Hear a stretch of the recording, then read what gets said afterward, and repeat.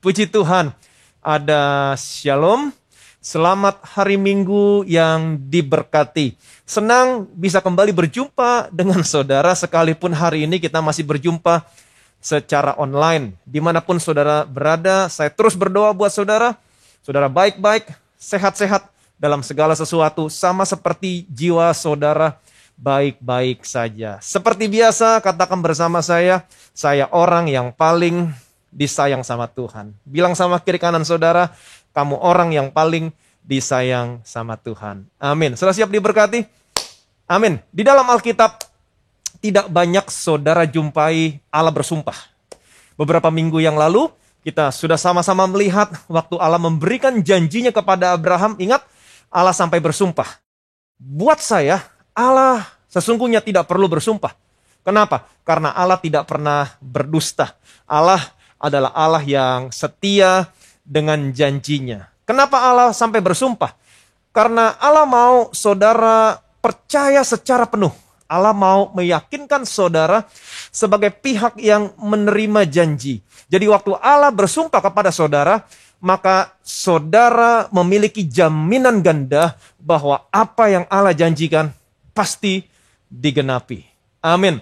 Saya mau kembali mengajak saudara hari ini untuk melihat di dalam Alkitab di mana Allah bersumpah kepada saudara, kepada saya, yaitu di dalam Yesaya pasal 54. Sebelum Yesaya 54 adalah Yesaya pasal 53. Kalau saudara perhatikan baik-baik Yesaya pasal 53, Yesaya 53 berbicara tentang pekerjaan yang sudah Tuhan Yesus selesaikan di atas kayu salib. Yesaya 54 pasal berikutnya adalah buahnya. Buah dari pekerjaan yang sudah Tuhan Yesus selesaikan di atas kayu salib.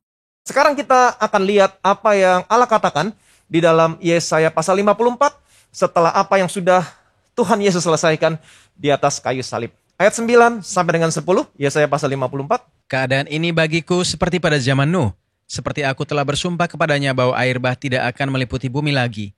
Demikianlah aku telah bersumpah bahwa aku tidak akan murka terhadap engkau dan tidak akan menghardik engkau lagi, sebab biarpun gunung-gunung beranjak dan bukit-bukit bergoyang, tetapi kasih setiaku tidak akan beranjak daripadamu, dan perjanjian damaiku tidak akan bergoyang, firman Tuhan yang mengasihani engkau. Di sini dikatakan keadaan ini bagiku seperti pada zaman Nuh. Seperti aku telah bersumpah kepadanya bahwa air bah tidak akan meliputi bumi lagi.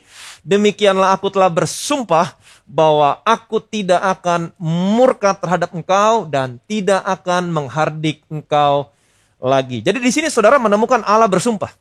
Allah bersumpah bahwa Allah tidak akan murka lagi sama saudara. Dan Allah bersumpah bahwa Allah tidak akan menghardik saudara lagi. Kabar baik? Pertanyaan saya, apakah ayat ini jelas buat saudara? Apakah ada bagian yang tidak jelas? Tolong kasih tahu sama saya kalau ada bagian yang tidak jelas. Allah bersumpah bahwa Allah tidak akan murka dan Allah tidak akan menghardik saudara lagi. Kalau saudara percaya akan hal ini, maka saudara akan memiliki rasa percaya diri dan pengharapan akan masa depan yang lebih baik. Yang percaya boleh bilang amin. Kalau saudara percaya sesuatu yang benar tentang Allah, saya percaya saudara akan mengalami perubahan dalam hidup saudara. Ada damai sejahtera yang pasti di dalam diri saudara. Ada pengharapan yang pasti akan masa depan yang lebih baik. Ini yang akan terjadi sama saudara kalau saudara mengerti apa yang akan saya bagikan sama saudara hari ini. Perhatikan baik-baik. Allah bersumpah bahwa Allah tidak akan murka lagi sama saudara dan saya. Sangat jelas sekali. Allah tidak akan murka lagi sama saudara dan saya karena Yesus sudah menyelesaikan segala sesuatunya di atas kayu salib. Allah mengatakan, keadaan ini bagiku seperti pada zaman Nuh. Seperti aku telah bersumpah kepadanya bahwa air bah tidak akan meliputi bumi lagi. Jadi pada zaman Nuh, ketika Allah melihat kejahatan manusia besar di bumi, maka Allah menghukum bumi dengan air bah. Setelah air bah, Allah bersumpah bahwa air bah tidak akan meliputi bumi lagi. Sama halnya, setelah Allah menghukum semua dosa saudara dan saya di tubuhnya Yesus, Allah juga bersumpah, aku tidak akan murka terhadap engkau dan tidak akan menghardik engkau lagi. Jadi ayat ini sangat jelas. Amin. Tetapi banyak orang Kristen yang berkata, Bapak tahu Pak, kenapa dia sakit? Bapak tahu kenapa dia mengalami kecelakaan? Karena Tuhan marah sama dia Pak. Karena Tuhan murka sama dia. Dalam hati saya, dari mana kamu tahu? Saudara harus memantapkan hal ini satu kali dan untuk selamanya. Kalau saudara tidak memantapkan hal ini satu kali untuk selamanya, maka saudara akan terbuka terhadap semua kebohongan-kebohongan musuh-musuh saudara.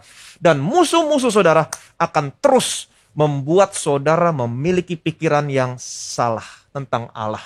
Iblis akan membuat saudara berpikir bahwa Allah tidak ada di pihak saudara. Allah ada di pihak yang menentang saudara dan melawan saudara.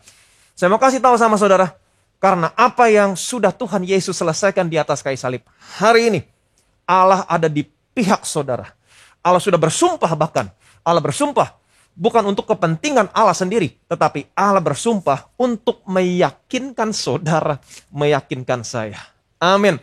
Mungkin beberapa orang dari saudara akan berkata, amin, amin, amin. Ayat ini sangat jelas Pak, saya percaya. Tetapi mungkin juga ada beberapa dari antara saudara atau orang Kristen lainnya yang masih percaya kalau Allah masih bisa marah. Allah masih bisa murka sama mereka. Kemudian mereka mengganggu orang Kristen yang lain dengan apa yang mereka percaya, sehingga menimbulkan kebingungan di kalangan orang Kristen. Saudara harus memantapkan hal ini satu kali untuk selamanya. Ingat, Allah bersumpah. Kalau Allah bersumpah, saudara jangan ragu. Kalau saudara ragu, ingat, saudara menista Allah. Mungkin saudara bertanya, bagaimana dengan 1 Korintus 6 ayat 9 sampai 10, Pak? Kita lihat ayatnya. Atau tidak tahukah kamu bahwa orang-orang yang tidak adil tidak akan mendapat bagian dalam kerajaan Allah? Jangan sesat, orang cabul, penyembah berhala, orang berzina, banci, orang pemburit, pencuri, orang kikir, pemabuk, pemfitnah, dan penipu tidak akan mendapat bagian dalam kerajaan Allah. Pertanyaan saya, menurut pendapat saudara, ayat ini berbicara tentang orang Kristen atau berbicara tentang bukan orang Kristen? Kalau saudara baca terus ayatnya, 1 Korintus 6 ayat yang ke-11, ayat 11 berkata begini. Dan beberapa orang di antara kamu demikian dahulu, tetapi kamu telah memberikan dirimu disucikan, kamu telah dikuduskan, kamu telah dibenarkan dalam nama Tuhan Yesus Kristus dan dalam roh Allah kita. Di sini dikatakan, dan beberapa orang di antara kamu demikian dahulu. Demikian dahulu. Dahulu ada yang cabul, ada yang menyembah berhala, ada yang berzina, ada yang banci, ada yang pemburit, pencuri, orang kikir, bahkan ada yang pemabuk, pemfitnah, dan penipu. Kalimat berikutnya berkata begini, tetapi kamu telah memberikan dirimu disucikan, kamu telah dikuduskan, kamu telah dibenarkan dalam nama Tuhan Yesus Kristus dan dalam roh Allah kita. Amin. Jadi ayat 9, 10, tidak tahukah kamu bahwa orang-orang yang tidak adil tidak akan mendapat bagian dalam kerajaan Allah? Jangan sesat, orang cabul, penyembah berhala, orang berzina, banci, orang pemburit, pencuri, orang kikir, pemabuk, pemfitnah, dan penipu tidak akan mendapat bagian dalam kerajaan Allah. Ini berbicara tentang orang-orang dunia. Orang-orang yang hidupnya tanpa Yesus.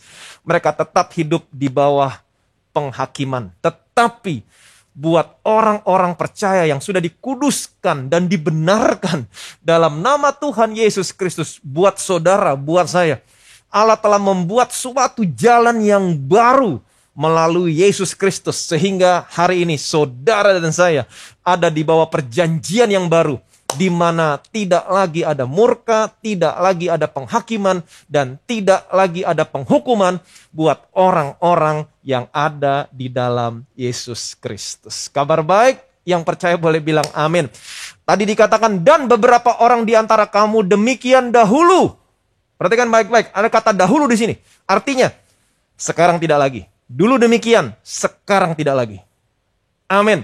Tetapi kamu sudah, artinya apa? Sekarang, kamu sudah memberikan dirimu disucikan, dikuduskan, dan dibenarkan dalam nama Tuhan Yesus Kristus dan dalam Roh Kudus. Amin. Saya percaya Saya sangat percaya ketika saudara datang sama Yesus, Yesus akan menerima saudara dan saya apa adanya saudara dan saya. Tetapi Yesus tidak pernah membiarkan saudara dan saya apa adanya terus-menerus. Saudara dan saya akan diubahkan. Yang percaya boleh bilang amin. Jadi jangan biarkan ayat-ayat yang tidak jelas artinya merampas damai sukacita saudara terhadap ayat-ayat yang jelas artinya. Apa yang barusan saudara lihat adalah ayat yang sangat jelas artinya. Allah bersumpah, Allah tidak akan murka lagi sama saudara. Allah tidak akan pernah menghardik saudara lagi. Kalau sampai ada orang yang mengartikan ayat yang jelas ini, bahwa Allah masih bisa murka sama orang percaya, artinya orang ini salah mengartikan ayatnya. Betul? Saya mau saudara memantapkan hal ini satu kali untuk selamanya. Ingat, Allah tidak mungkin berkata A di depan, kemudian Allah berkata B di belakang. Allah bukan Allah yang plan-plan. Ide-ide atau pemikiran-pemikiran yang mengatakan bahwa Allah murka sama saudara sama saya, terkadang datang dari mimbar. Atau terkadang datang dari buku-buku yang saudara baca selama ini. Saya mau kasih tahu sama saudara, kalau sampai ada orang yang memberikan kesan sama saudara, bahwa Allah masih bisa murka sama saudara. Allah menghardik saudara dengan penyakit, dengan penghukuman, dan lain sebagainya. Tolak pemikiran yang demikian. Mantapkan iman saudara. Amin. Satu kali. Untuk selamanya. Ingat baik-baik. Allah sudah bersumpah. Allah tidak akan murka lagi sama saudara. Dan Allah tidak akan menghardik saudara lagi. Yang percaya boleh bilang amin. Amin. Kita lihat Amsal 19 ayat 12. Kemarahan raja adalah seperti raung singa muda, tetapi kebaikannya seperti embun yang turun ke atas rumput. Saudara perhatikan baik-baik. Di sini dikatakan kemarahan raja adalah seperti raung singa muda. Menarik sekali. Alkitab juga mengatakan bahwa iblis berjalan keliling seperti singa yang mengaum-ngaum mencari orang yang dapat ditelannya. Apa maksudnya? Biar Alkitab yang akan menerjemahkan Alkitab. Kemarahan raja adalah seperti raung singa muda, tetapi kebaikannya seperti embun yang turun ke atas rumput. Siapa yang dimaksud dengan raja di sini? Yang dimaksud dengan raja di sini adalah Allah sendiri. Kalau Allah marah seperti singa muda yang meraung. Kalau tadi dikatakan iblis berjalan keliling seperti singa yang mengaum-ngaum. Ini yang iblis lakukan. Iblis mau memberikan kesan sama saudara bahwa Allah marah sama saudara. Dengan kata lain, iblis mau bertingkah laku seperti Allah yang sedang marah. Untuk apa? Untuk memberikan kesan kepada saudara bahwa Allah sedang marah sama saudara. Jadi perhatikan baik-baik, siapapun yang memberikan kesan kepada saudara lewat khotbah kah, lewat buku kah, bahwa Allah marah sama saudara dan Allah murka sama saudara, jangan dengarkan. Tutup bukunya, stop dengarkan khotbahnya. Ingat, Allah sudah bersumpah, aku tidak akan murka lagi sama kamu, aku tidak akan pernah menghardik kamu lagi. Amin. Kata menghardik di sini, perhatikan baik-baik, terjemahan dalam bahasa Ibraninya artinya sama dengan menghukum. Aku telah bersumpah, Allah bersumpah, aku tidak akan murka lagi sama kamu, dan aku tidak akan menghukum kamu lagi. Kabar baik, kabar baik. Nah, di saat saudara percaya akan hal ini, percaya sesuatu yang benar tentang Allah, maka saudara akan mengalami perubahan dalam hidup saudara. Ada damai sejahtera yang pasti di dalam diri saudara. Ada pengharapan yang pasti akan masa depan yang lebih baik. Saudara memiliki confidence, rasa percaya diri untuk tetap berjalan di dalam Tuhan. Yang percaya boleh bilang amin. Amin.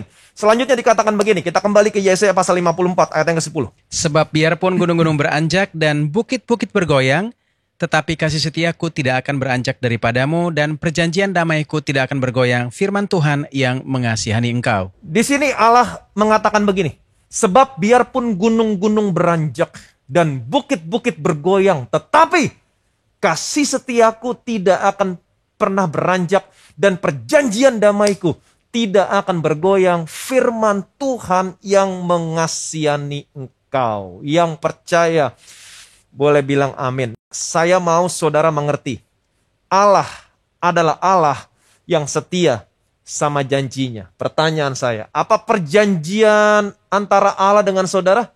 Perjanjian damai. Betul? Perjanjian damaiku tidak bergoyang. Covenant of peace. Shalom. Saudara tahu apa arti shalom? Shalom dalam bahasa Ibrani artinya health, wholeness, prosper, sehat, keutuhan, diberkati berlimpah-limpah. Jadi Allah punya perjanjian dengan saudara dan saya, di mana Allah akan selalu menjaga saudara supaya saudara tetap sehat, tetap utuh sempurna, dan tetap diberkati berlimpah-limpah. Yang percaya boleh bilang amin. Amin. Firman Tuhan yang mengasihani engkau. Perhatikan baik-baik. Kata mengasihani di sini dalam bahasa aslinya, bahasa Ibraninya, terjemahannya adalah raham, yang artinya deeply love. Wow. Have a tender affection. Have a tender affection. Deeply love, sangat mengasihi. Have a tender affection, artinya memiliki kasih sayang yang lembut. Dan raham diekspresikan seperti ini. Waktu seorang bapak memeluk anaknya, dia memeluk anaknya sambil mencium anaknya dan sambil mengelus-elus rambut anaknya. Nah, ini raham. Diekspresikan demikian di dalam bahasa Ibrani. Jadi di sini saudara bisa melihat kelembutan hati seorang bapak terhadap anaknya. Ini adalah gambaran di dalam bahasa Ibrani dari kata mengasihani di sini. Memang sangat unik sekali. Mengenai air bah pada zaman Nuh, waktu Allah bersumpah sama Nuh bahwa tidak akan ada air bah meliputi bumi lagi, Allah memberikan tanda kepada Nuh. Apa tandanya? Pelangi. Ingat? Ada busur di langit, pelangi. Allah berkata, setiap kali kamu melihat pelangi, maka hal itu akan mengingatkan aku akan perjanjianku, bahwa tidak akan ada air bah meliputi bumi ini lagi. Biasanya setelah hujan, saudara akan melihat ada pelangi di awan. Betul? Kalau saudara melihat pelangi, seharusnya saudara bersuka cita. Bukan karena mengingatkan saudara akan janji Allah bahwa tidak akan ada air bah meliputi bumi lagi, tetapi saudara bersuka cita akan janji Allah karena apa yang sudah Yesus lakukan di atas kayu salib buat saudara, buat saya. Allah tidak akan murka lagi sama saudara, tidak akan pernah menghardik saudara lagi. Jadi ketika saudara melihat pelangi, apa artinya? Allah tidak akan murka lagi dan Allah tidak akan pernah menghardik saudara lagi. Tidak ada penghukuman. Yang percaya boleh bilang amin. Kalau saudara lihat dalam kitab Wahyu, kitab Wahyu adalah kitab yang terakhir di dalam Alkitab saudara. Betul? Dan kitab Wahyu berisi simbol-simbol.